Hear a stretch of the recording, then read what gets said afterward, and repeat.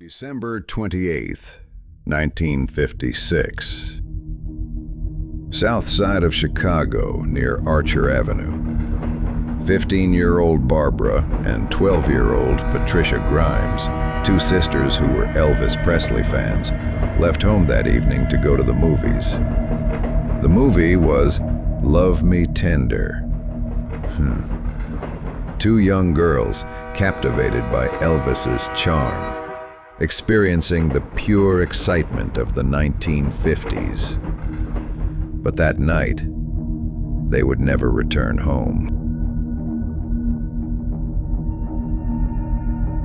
Patricia and Barbara were children of an ordinary but loving family living in Chicago's McKinley Park neighborhood.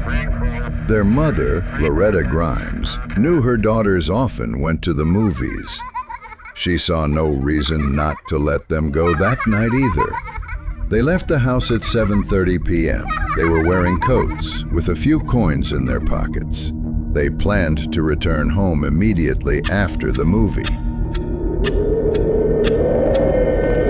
But that night, when the movie ended, no one saw them. And a few hours later, one of the longest missing person searches in Chicago history began.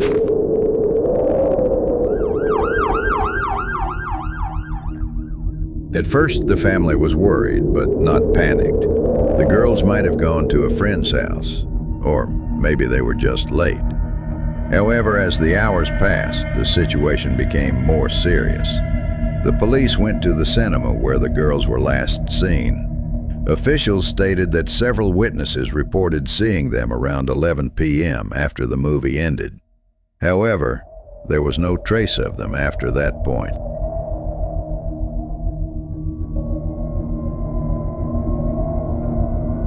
As the days passed, the rumors multiplied. Some people claimed to have seen the girls at the bus stop, while others claimed to have seen them get into a car.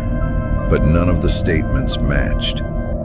In the freezing winter nights of Chicago, the traces of the two girls seemed buried under the snow.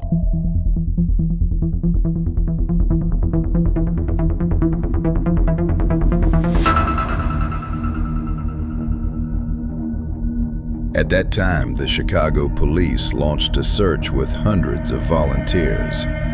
Ponds, wooded areas, abandoned houses, everywhere was searched. But nothing was found. Mother Loretta Grimes appeared on television. In tears, she appealed to the public. "Please, bring my girls back. They just love Elvis. They didn't do anything wrong."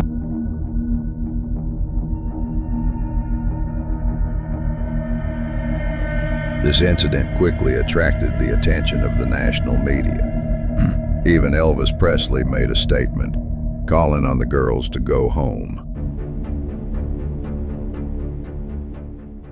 January 22nd, 1957, morning. Near Willow Springs, a truck driver noticed something on Archer Avenue. On the side of the road, two silhouettes lay in a snowy ditch. As he approached, he saw that these two bodies belonged to Barbara and Patricia Grimes, who had been missing for weeks. The bodies were frozen. They were wearing thin clothes, no coats. There were bruises on their faces. And their bodies bore the marks of a horrific story.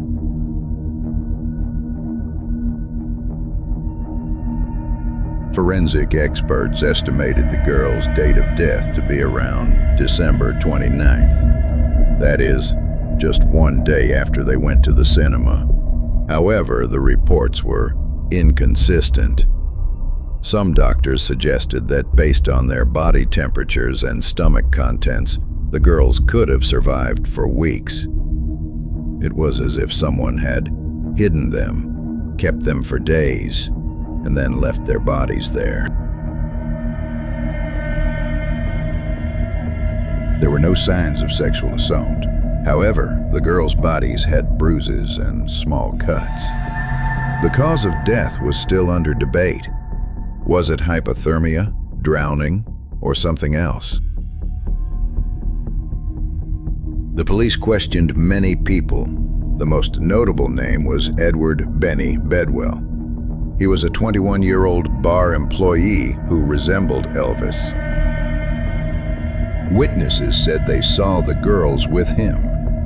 Under police pressure, Bedwell confessed to the crime, but it later emerged that this confession had been extracted under duress. Days later, he recanted, and the case stalled again. As the years passed, the Grimes sisters' case became a true legend. Some said the girls had been kidnapped by the Oregon Mafia. Others believed they had fallen victim to an UFO abduction or a paranormal event. However, none of the theories were based on concrete evidence. Even after Elvis's death, some fans claimed he knew about this incident. But in reality, no one knew who was behind the girls' deaths. Loretta Grimes dedicated the rest of her life to clearing her daughters' names after their deaths. To her daughters had done nothing wrong. They were just in the wrong place at the wrong time. When she died in 1989, the case was still unsolved, and today the only inscription on the Grimes sisters' gravestones reads, "They were born together, they died together." Today, Archer Avenue is still shrouded in an eerie silence on cold winter nights. Locals say that sometimes, when passing by, they hear the laughter of two young girls. Perhaps it really is. The spirits of the Grimes sisters are still there, by the side of that road, trying to find their way home.